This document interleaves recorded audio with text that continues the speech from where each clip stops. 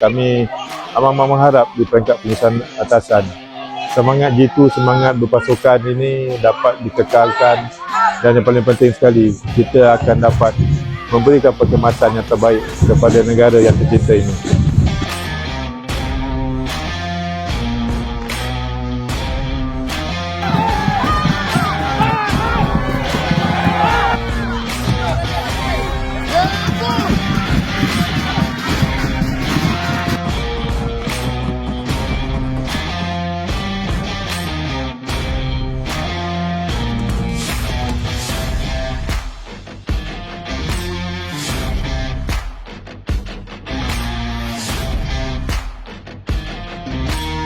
Program Tribunal Songkok Together itu tahun 2025 tak berjaya dilaksanakan dengan jayanya, dan harapan saya semoga program pengisian program dijalankan pada 2 hari ini dapat memberikan manfaat kepada semua warga KL.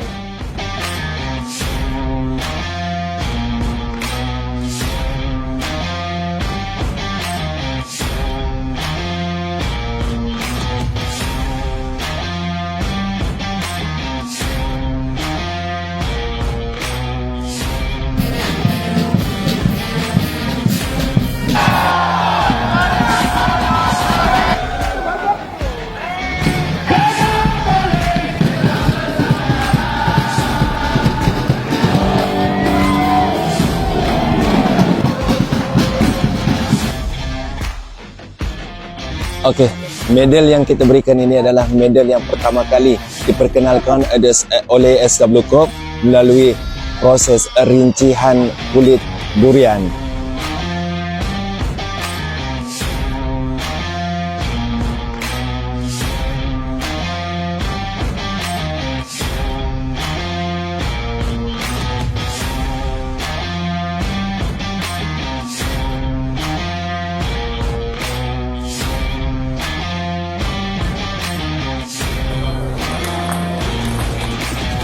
Dan sebagai tuan rumah, harapan saya adalah untuk kita dapat lebih bekerjasama di masa yang akan datang.